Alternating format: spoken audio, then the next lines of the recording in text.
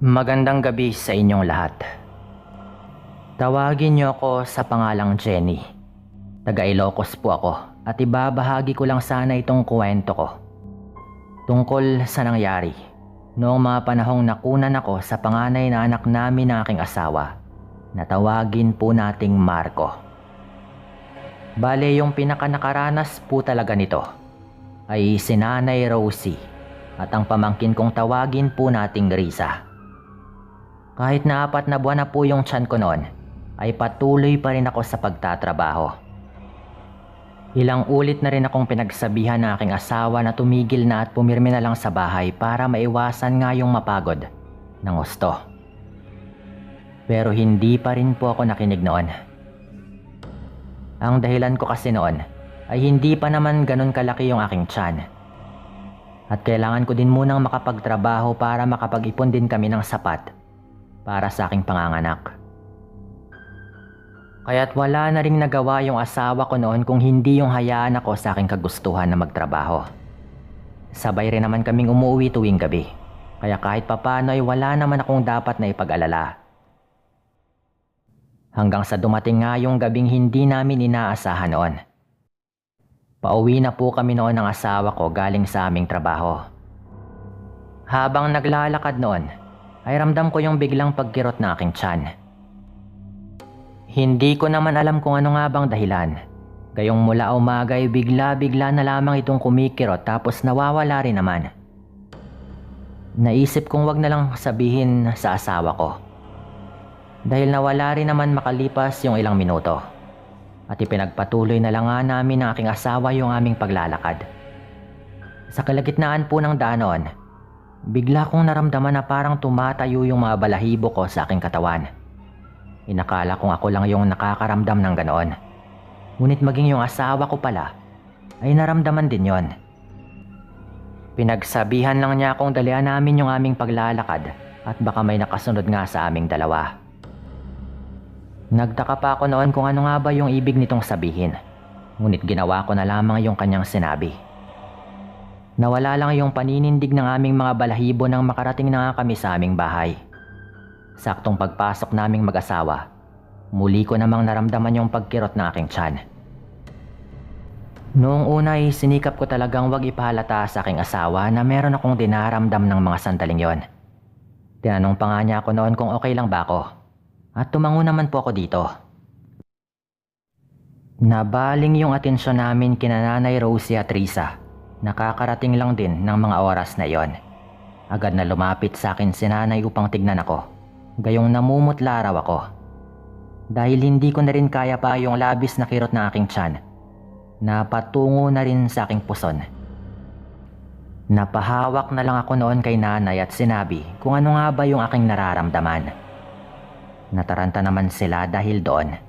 Lalo na nga nung ituro ni Nanay yung aking binti na merong tumutulong dugo. Nanlaki rin yung aking mga mata bunsod ng aking nakita.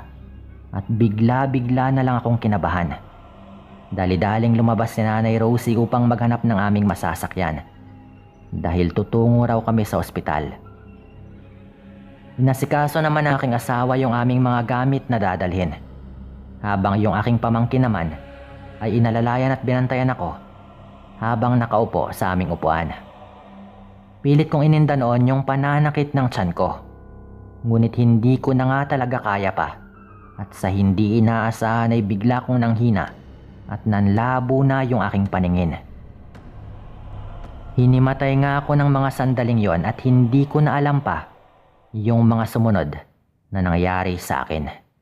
Nagising na lamang ako noon na nasa ospital na ako. Kasama yung aking asawa. Hinang-hina po ako noon ng mga sandaling yon. At halos hindi ko na rin maramdaman yung pang-ibabang parte ng aking katawan. Nagtaka ko noon kung bakit ganoon na lamang yung aking nararamdaman. Kaya't hindi ko na nga rin magawang makabangon noon.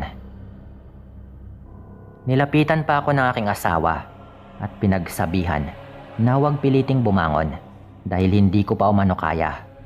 Napansin ko naman na tila mugto yung mata nito at malungkot yung kanyang boses po noon. Kaya tinanong ko nga siya kung ano nga bang nangyari sa aming anak at hindi naman siya nagdalawang isip na sabihing nakunan daw ako dahil sa labis na pagkapagod at pag-iisip sa aking pagtatrabaho. Napakapa po ako noon sa aking tiyan at wala na po akong makapa. Hindi ko alam kung ano yung mararamdaman ko noon. Parang pinagsakluban po ako ng langit. Sakto kasing pagkarating ng ospital ay hindi na raw kayang isalba pa yung aming 4 na buwang sanggol. Kaya't wala raw nagawa yung doktor, kundi siguraduhing ligtas ako. Kahit hindi na nga maliligtas pa yung aming anak. Napaiyak na lang po ako noon at sinabi sa aking asawa na hindi ko man matanggap ay wala rin akong magawa dahil nangyari na po yung lahat ng iyon. Si Nanay Rosie naman at Risa, yung umuwi sa aming bahay noon at sila na nga rin yung naglibing ng sanggol. Nalungkot ako dahil hindi ko man lang po ito nakita bago ito inuwi ni Nanay. Nanatili pa po kami noon sa ospital, kaya si Nanay nga yung naiwan sa aming bahay. Habang nasa ospital nga raw kami at sa bahay sila Nanay, nakaranas daw sila ng kakaibang bagay. Ayon pa nga sa kwento ni Nanay sa akin noon, unang gabi raw matapos nilang mailibing yung sanggol sa may likod ng aming bahay, ay kakaibang araw yung kanilang naramdaman. Dahil sila lang ang dalawa ni Risa yung nasa bahay noon. Maaga raw silang nagpahinga. Nasa kanya-kanyang silid daw sila noon mga bandang 9:00 ng gabi, noong makarinig nga sila ng kakaibang ingay sa kanilang paligid. Hindi man daw yun paghuni ng tiktik dahil parang huni raw yun ng ibon na hindi naman nila alam kung ano. Nagmatsyag pa rin daw sila sa kanilang paligid. At napansin nilang kahit ilang minuto na ay hindi pa rin tumitigil yung naturang paghuni na kanilang naririnig. Lumabas daw sila sa kanilang silid dahil hindi rin naman sila makatulog. At noong nasa sala ng araw silang dalawa,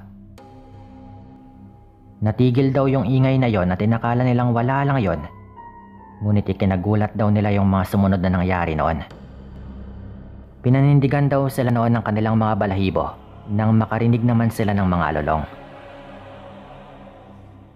Nagkatinginan daw sila Nanay noon. At ang labis pa raw nilang ikinatakot noon ay mukhang malapit lang daw yung pinanggagalingan ng naturang mga pag-alulong. Ipinagtaka nila dahil wala namang aso sa paligid namin, kaya't tinutuban ng araw sila ng hindi maganda. Kaya't dahan-dahan nga raw na tumungo sa kusina si Nanay noon. Gayong nang sundan nga nito kung saan nagmumula yung ingay, ay mas narinig daw niya ito mula sa kusina ng aming bahay. Kumuha na muna siya ng asin noon at saka ipinakuha kay Risa yung ilaw, tsaka yung buntot ng pagi na nasa kwarto naming mag-asawa. Iba na raw kasi yung kutob ni Nanay noon. Kaya napagpasyahan niyang lumabas upang alamin kung tama nga ba siya sa kanyang iniisip. Pagkalabas nga ni Nanay sa likod ng aming bahay, kaagad niyang tinungo yung pinaglibingan niya ng kanyang apo.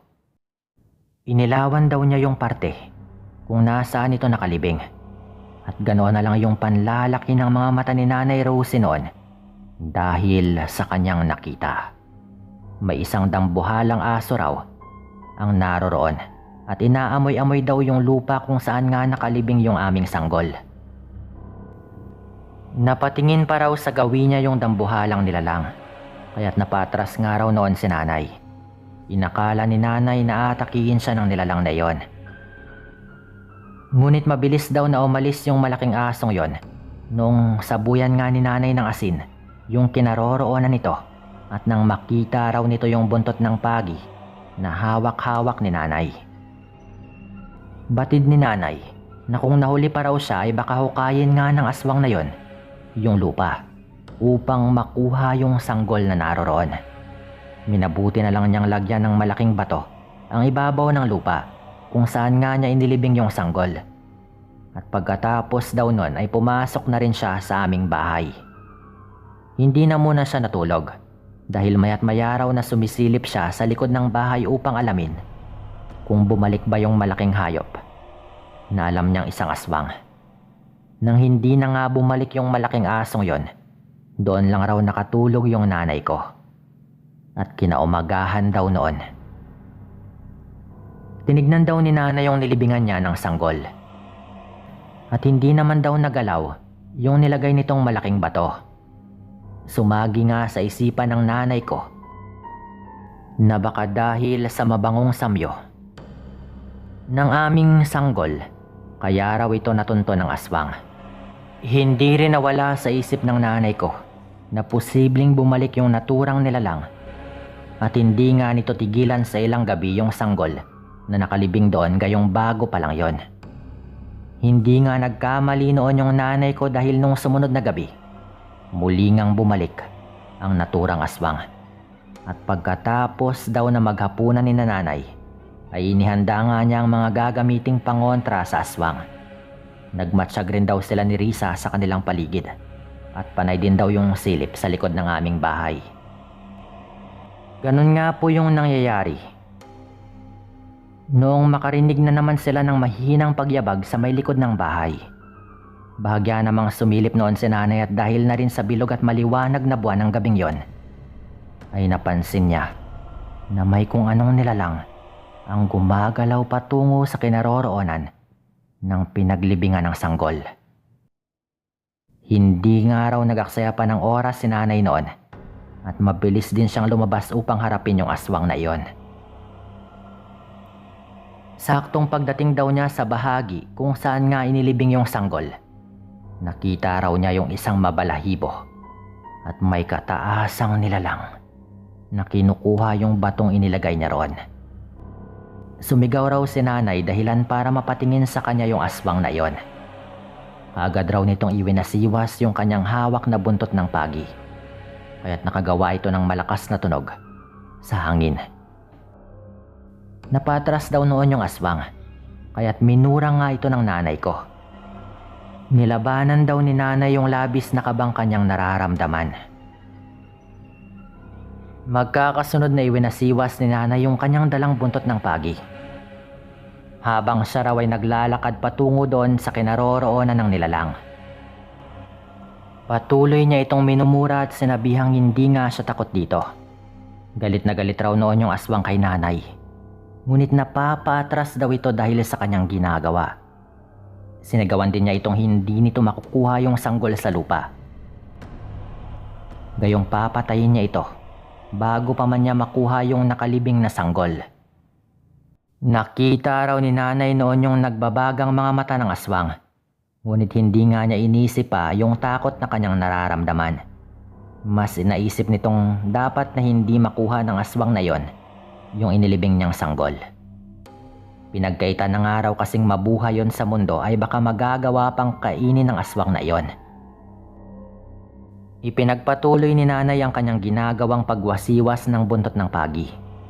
Wala namang nagawa yung aswang noon kung hindi yung umatras ng umatras papalayo sa pinaglibingan ng sanggol. At walang ano-ano raw ay bigla na lang nawala yung aswang na yon. Mabilis nga yung naging paggalaw nito, kaya hindi na nga nasundan pa ni nanay kung saan nga ba ito nagpunta. Inihanda pa nga ni nanay yung kanyang sarili, gayong naisip niyang baka takihin nga siya nito sa kanyang pagtalikod. Pero lumipas pa raw yung ilang minuto noon at hindi na raw nagpakita pa sa kanya yung nilalang. Hindi rin daw niya naramdaman yung presensya ng aswang na yon sa paligid. Kahit papano ay nakampante na nga yung nanay ko noon. Papasok na sana siya sa bahay, ngunit pansin daw niya na may mga taong may dalang lampara na papalapit sa kanyang kinaroroonan. Hinintay naman ito ni nanay, at nang makalapit nga yung mga ito, ay nakita raw niya yung grupo ni Mang Dindo na tila may hinahanap. Nang tanungin naman ni nanay ang mga ito kung ano nga ba yung kanilang hinahanap, ay nagulat daw siya nang tumugon si Mang Dindo na aswang raw yung kanilang hinahanap. Muntik na raw kasing mabiktima ang buntis nitong anak, kaya't sila nga raw ay nagroronda sa paligid. Mga 1 oras na raw yung nakaraan mula nung nangyari yon. Nang magtanong nga daw yung mga ito kung ano nga bang ginagawa ni nanay sa labas ng bahay, sinabi niya sa mga ito na nakaengkwentro niya yung aswang na kanilang hinahanap. Malakas daw kasi yung kutob ni nanay na parehong aswang lang yung kanilang pinag-uusapan. Ikwinento din ni nanay yung tungkol sa pakay ng aswang. Kaya hindi nga makapaniwala yung mga ito at inakala raw kasi nila na naging maayos naman yung lahat dahil ang pagkakaalam nga nila ay nakaabot naman sa ospital. At pagkatapos nga po nun ay nagpaalam na rin ng mga ito. Magroronda pa raw kasi sila dahil baka nasa paligid lamang yung naturang aswang. Kaya't napatango na lang sa kanila yung nanay ko at pumasok na nga sa bahay namin. Nagmatsyag raw si nanay noon hanggang mag-umaga. At nang makauwi na nga po kami ay kwinento lang ni nanay sa amin yung tungkol doon. Nang tignan ko nga yung pinaglibingan niya ng sanggol, ay nakasemento na po ito. Naisip kong baka nasundan kami ng aswang ng gabing makunan ako. Subalit dahil wala naman akong pruweba, ay iwinaksi ko na lang nga po yun sa aking isipan. At simula nun ay hindi na rin bumalik yung aswang. Dahil natakot na rin siguro dahil marami na pong mga kalalakihan noon yung mga nagroronda tuwing gabi.